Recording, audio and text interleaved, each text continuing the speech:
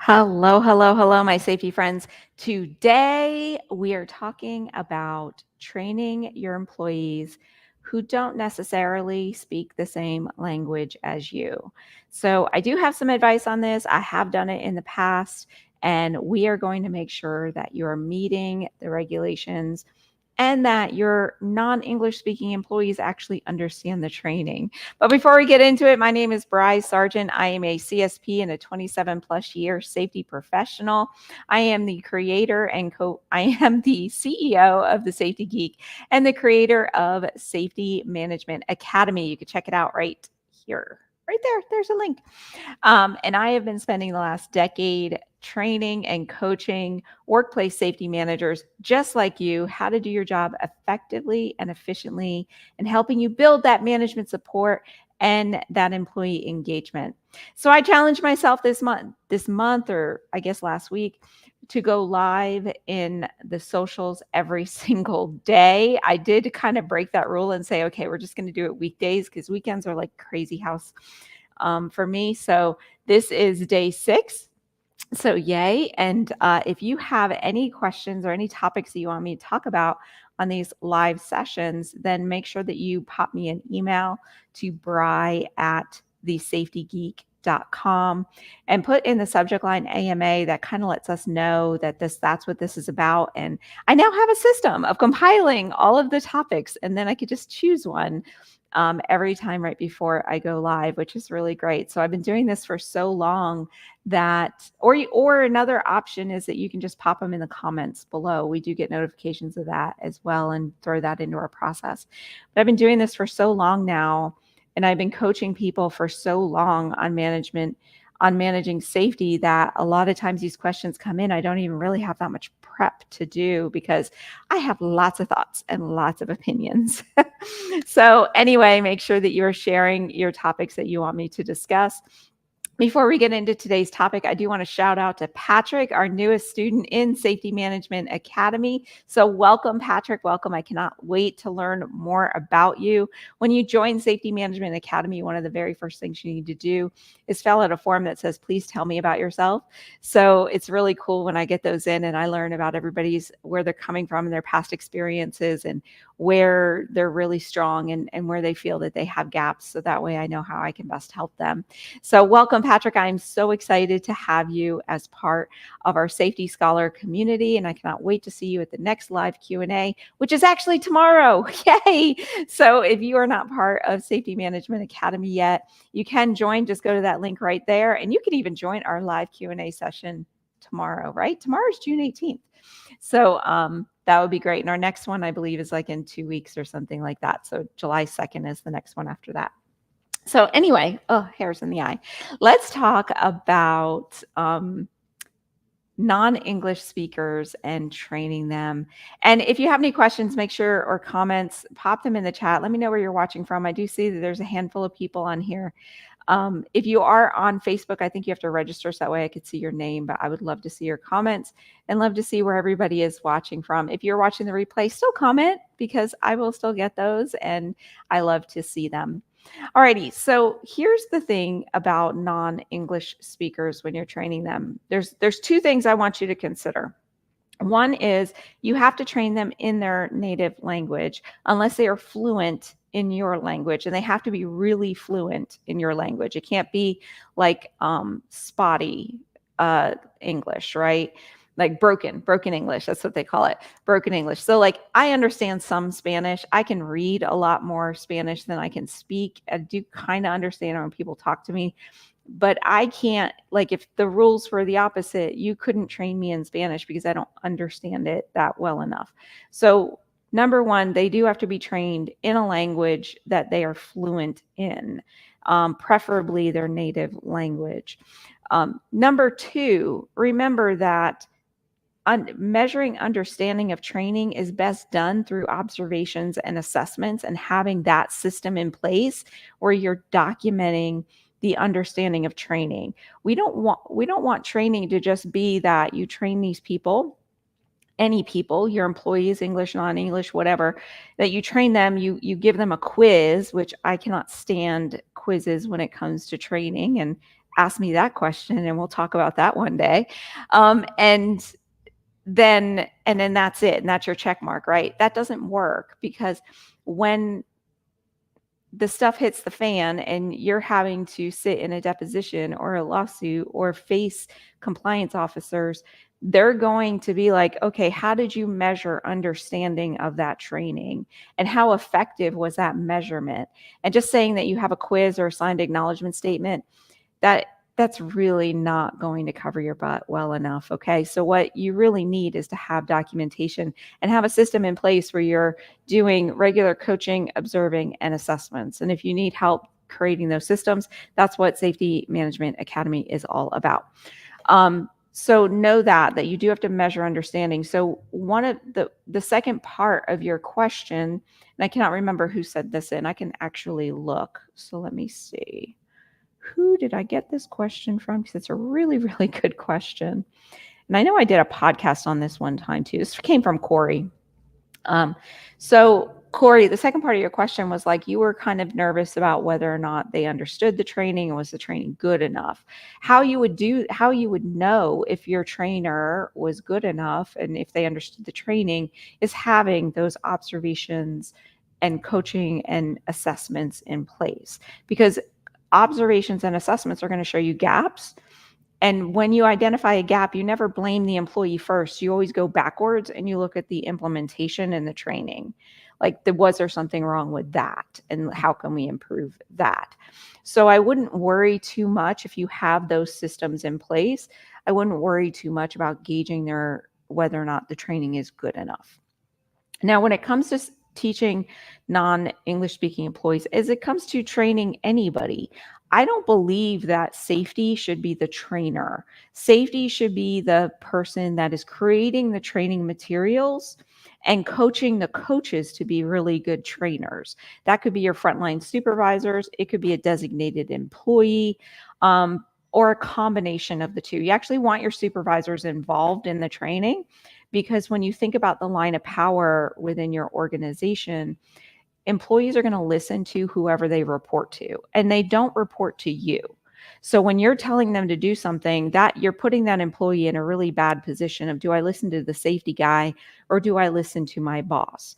In that conflict, who's going to win? It's always going to be their boss. So if their boss is the one doing the training, of course, then they're going to listen to their boss. And then it helps your frontline supervisors actually internalize that training and then get a better understanding and habit of what your policies and procedures are. So if you have non-English speaking employees, your supervisor hopefully speaks their language. All right. So then your supervisor would be the one training them. So you would be creating the training materials, passing them on to the supervisor, training the supervisor how to train, and then the supervisor trains the employees. And then you come along with your observations and assessments and measure the effectiveness of that training. If it's not effective, then you go back to that supervisor. Now, let's say your supervisor is not fluent in that same language, that your employees are speaking, using Spanish as an example, because that's what you used, that your employees are speaking Spanish and your supervisor is he kind of speaks Spanish and kind of doesn't, right?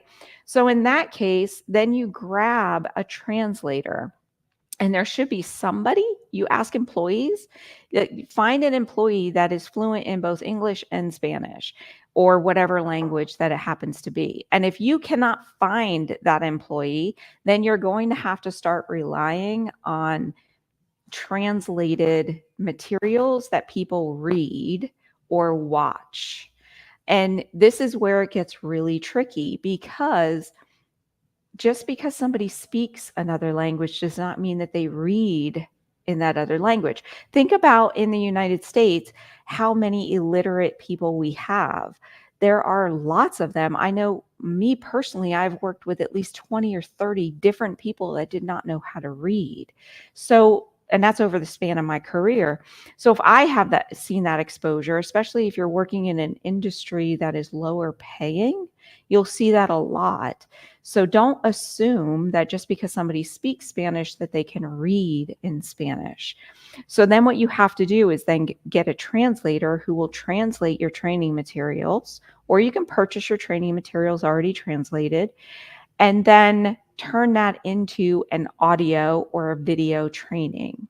And here is a great tip that I have for you. So when I had to do this, I actually hired a translator down in Venezuela, I believe. It was somewhere in South Africa, but the last time I had to do this was probably 10 or 15 years ago.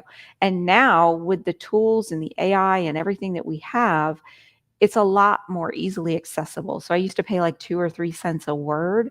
Now it is much cheaper and you can actually get those services done. Now I had a location one time that spoke Burmese, and that was an unusual language, but luckily they were in an area that Burmese was actually taught at the local community college. So then we reached out to the community college and got college students to do it for us, and we paid them a fee. And then those college students actually then recorded the audio that we then put over a PowerPoint and then made that into a customized video.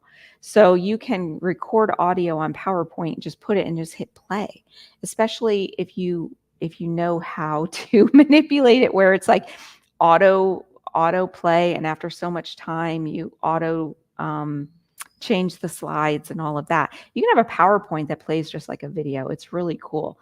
So we did that, and that's how it got through the training portion. And then we followed up with demonstrating the work, so that way they actually saw us doing the work.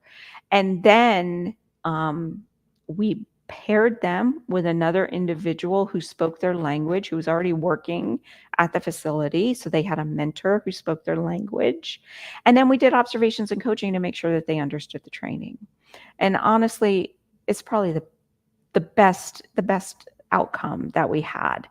And everybody did it right. And honestly, I'm a huge fan of working with immigrants, just because they come from a different culture.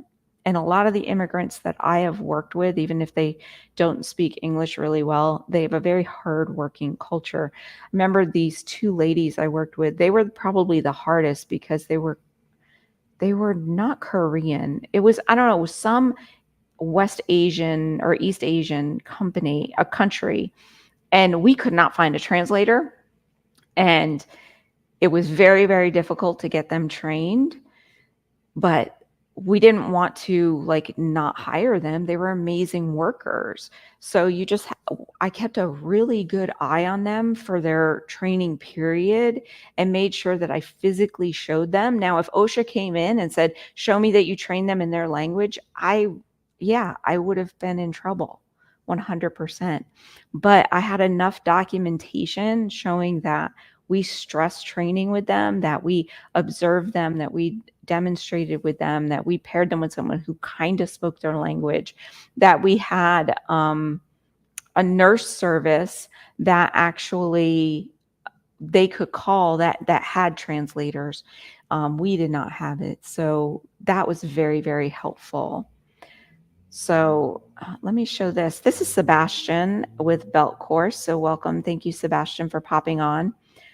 Has anyone explored? No, I have not explored the AI translation earbuds, but this is what I would caution you for. And actually today I was on a legal website looking for something, and it had, I think it was Google, right? And Google was saying, if this is AI created content, there are legal issues behind it. So because of the way that AI is not always reliable, I personally would not rely on it right now for this purpose, unless it was like my 2 ladies who were I couldn't find any resources that were reasonably priced that I could do, then I would rely on AI. But if it's a very common language that you could easily get translated by a human translator, then that's what I would do. There are some that what you can do is have it translated in like Google Translate, but then you have a human translator review it. And I had done that in the past as well, where I had somebody who was fluent in both, but he wasn't good at he wasn't good at written translation. So what I did is I got it translated and then I passed it on to him for him to review. And then he made little tweaks to make sure that because that they understood it, because Spanish in one country is different in Spanish as in another country, especially when you're comparing like Central America to Europe, right? Like that's way, way different. And then like we also had some Haitian people that one of them spoke like a French Creole, and it was way different than everything else. So you just have to be creative in how you're doing it. But what I want you to understand is there's two things. There's the training in their native language, and just do your best. Do your absolute best with that. That is literally getting the check mark from OSHA. But the more important is measuring the understanding of training. So if you can measure that understanding effectively by having the proper systems and processes in place, I feel you are more protected. Especially if one of those non-English speakers gets into an accident that ends up opening up a legal issue, like you're having to do a deposition or you're having to go to court over it, or there's a workers' comp lawsuit or something like that. So I hope, Corey, that if I know you might not be on here live because I don't see a comment from you, but I know, Corey, I hope that this answers your question. I think it's a great topic to bring to this live session, and I would love to hear everybody else's input. So if you're watching the replay, then just pop a comment. I know that a lot of my days are extremely busy. I had one of my students today say he's been trying to get in to my one-on-one coaching and I'm fully booked, and I am. So my days are just been extremely busy. So popping on during the day has been proved to be difficult. But at the end of the day, when things are kind of chill here at the workspace, it makes it really easy for me to pop on. So I hope you guys have been enjoying this, and I will see you in the next one. So bye for now. Thank you.